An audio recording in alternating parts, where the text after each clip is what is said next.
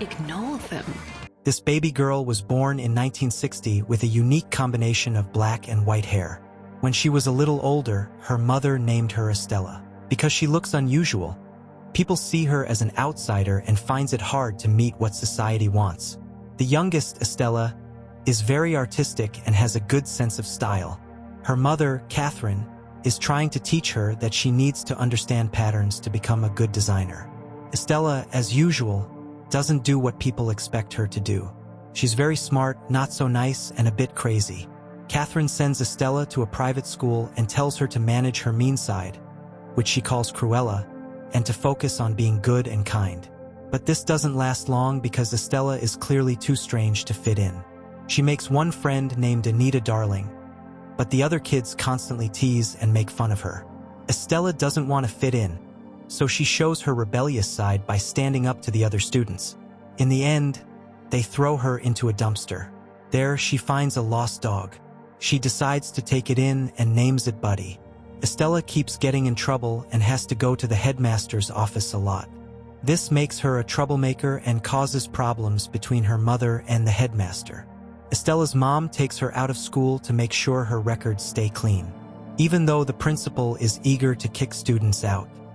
Catherine takes Estella and Buddy to London, wanting to begin a new life and support her daughter's dreams of fashion. First, Catherine goes to a beautiful winter party at Hellman Hall. She says she needs to talk to an old friend to get the money they need for their new life. Estella wants to go to the gala, but her mom says she has to stay in the car while she goes inside, and asks her to take care of a red necklace, which she says is an important family treasure. But when they see a special-looking dress, Estella and Buddy quickly get out of the car to see the party. Inside, Estella is amazed by the fancy clothes and, for the first time, feels like she really fits in. But when Buddy escapes, Estella has to chase him through the busy room, catching the eye of the Baroness's helper, John. He catches her and, noticing her black and white hair, covers her up and tries to help her leave. Estella escapes again. Estella trips and falls, but the three dogs run by her without stopping. As Estella sits up, she has to watch the dogs jump at Catherine and knock her off the cliff, causing her to fall to her death. When the people at the party arrive to find out what happened, the Baroness says it was an accident and that the woman was bothering her for money. Estella thinks it's her fault that her mom died, so she runs away and hides on a garbage truck. She doesn't see that she has forgotten her mom's necklace. In the end, Estella gets to the Regent Park fountain, a place she wanted to go with her mom. After saying sorry for causing problems, Cruella realizes she has lost the necklace her mom gave her. The next morning, Estella wakes up after sleeping by the fountain. She sees two small-time thieves, Jasper and Horace, and their one-eyed dog, Wink, taking money from the bottom of the fountain. Jasper quickly realizes that Estella is all alone. But when the police arrive, the three of them grab their dogs and run away. The brothers try really hard to run away from her, but Estella and Buddy are able to follow them and even get into their hiding place. The boys tell Estella their names, and she shares that she doesn't have any parents. Jasper feels sorry for her and tells Horace to think about how he feels, trying to persuade him that Estella would be a good addition to their group. Having a girl nearby can be a fun and innocent way to get distracted. Estella finds a safe spot with the boys, but her two-colored hair makes it clear she doesn't fit in with crime, so she colors her hair red. 10 years later, Estella is all grown up and living with Jasper, Horace, Buddy, and Wink. They are all doing well as small-time criminals. They steal from people on the bus, break into houses, trick guests in hotels to take their things, and often have to flee when the police arrive. Even though Estella is happy with her easy life of crime, she still focuses on her fashion and dreams of being a designer at Baroness von Hellman's famous fashion company. On her birthday, Jasper and Horace take a cake and surprise her with a special gift, a job offer from the Baroness's shop, Liberty. Jasper admits that he helped her get accepted by sneaking in and putting her resume on top of the stack. Estella is happy about the chance. The next morning, Estella works at the Baroness's house, coming up with new and unique dress ideas. The Baroness quickly sees how hard she is working. Estella and the Baroness become close friends because Estella's work and designs are so beautiful. But Estella quickly sees that the Baroness is a heartless and uncaring woman. After work, Estella goes to a second-hand store and makes friends with the owner, Artie. Estella gets close to her boss. But then she notices a necklace on the Baroness's neck and quickly understands that it's the same one her mother gave her. Estella asks about it, and the Baroness says it's a family treasure. She makes up a story about a past worker who tried to steal from her and ended up falling to her death. Right now, Cruella feels a strong hatred for the Baroness. She understands that the gala they went to was the night her mother died. Estella tells Horace and Jasper what happened and urges them to take the chance to steal something. She wants her necklace again. In the next few days, Estella spends all her time getting ready for the robbery. She learns the Baroness's schedule, watches the guards and what they do, and finds where the cameras are. She soon understands that the Baroness will know Estella if she comes. But Estella has a different idea. On the night of the party, Jasper and Horace show up at the building pretending to be pest control workers. They sneak in by using Wink, who is small enough to look like a rat. While Horace keeps watch, Jasper quietly breaks into the security system. Estella shows up at the party wearing a beautiful red dress and with her hair down, getting everyone's attention and outshining the Baroness. After defeating the Baroness's guards, Cruella takes a seat to have a conversation. Meanwhile, Horace gets to the safe, but he finds out that the necklace is missing. The Baroness is putting it on.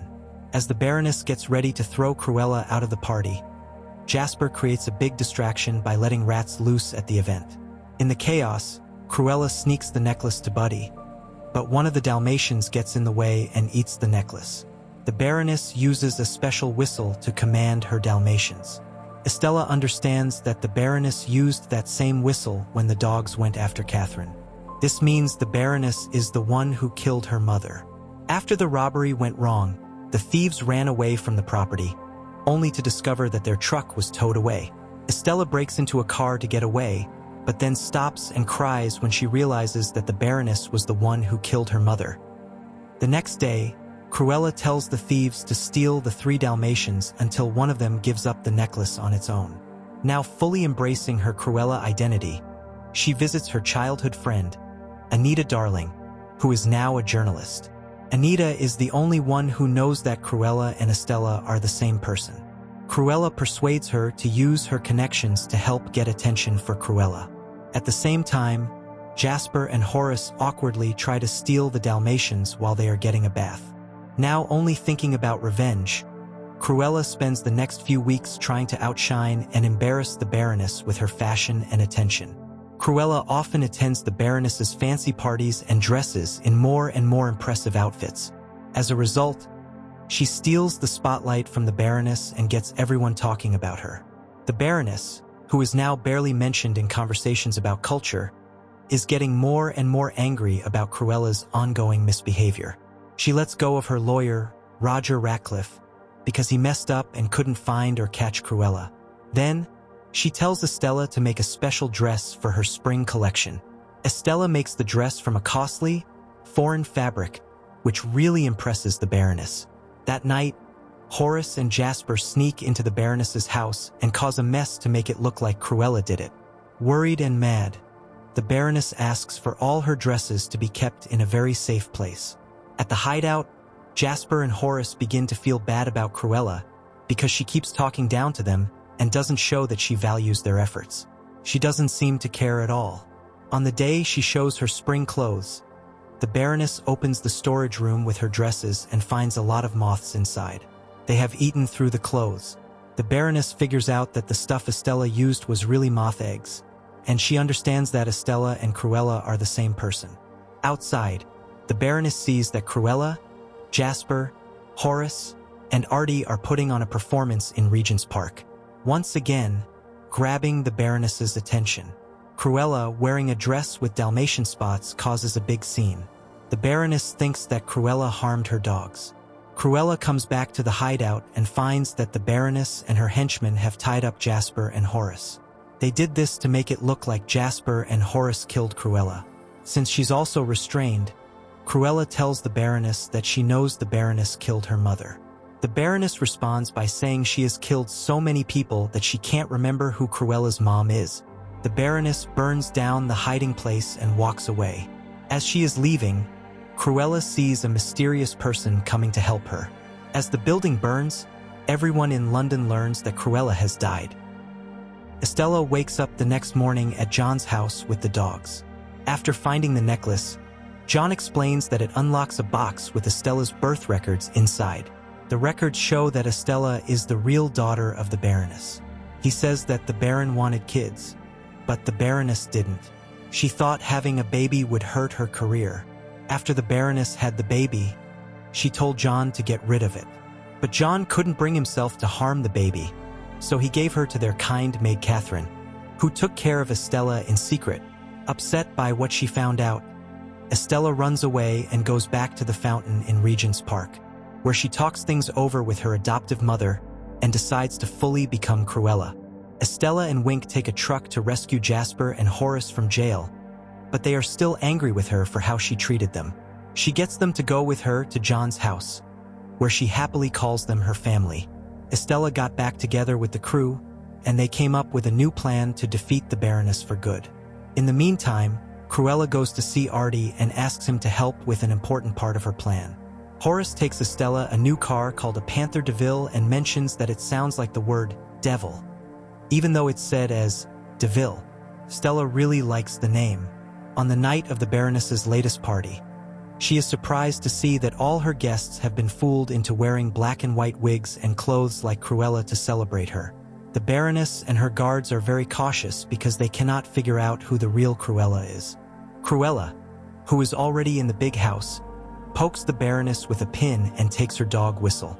Then, she goes into the bathroom to change. Soon, the Dalmatians pull the Baroness outside, where Estella is holding a dog whistle. This is the same place where her adoptive mother was killed. Inside the big house, Horace, Jasper, Artie, and John start telling people to go outside. The Baroness releases the dogs, and they race towards Estella like they did with Catherine. But instead of running around, the dogs go sit next to her, now following their new owner's commands. Estella shares that she is the Baroness's real daughter, letting the Baroness claim all the praise for her talent. The Baroness wants to improve things, so she suggests that they work together as a mother and daughter to run the company. She walks over gently and gives Estella a hug. After hugging her daughter, the Baroness pushes her off the cliff, causing her to fall to her death. Seeing that everyone there saw the obvious murder, the Baroness tries to pretend it was an accident. Estella explains that she survived the fall because she used a special skirt as a parachute, which was a clever idea made by her and Artie.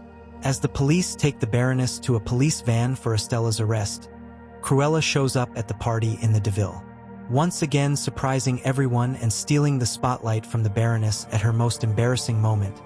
Cruella shows that Estella gave everything to her in her will. This means that all of the Baroness's money and riches now belong to Cruella. After Estella's funeral, Cruella takes Horace and Jasper back to Hell Hall, which has a new name. Now that she has become rich, Cruella chooses to keep the mansion and live there with her new group of friends. With John and Artie joining her, Estella tells her new team that she has exciting plans ahead. The movie ends here. Please, my family, don't forget to like the video and subscribe to the channel. Thank you.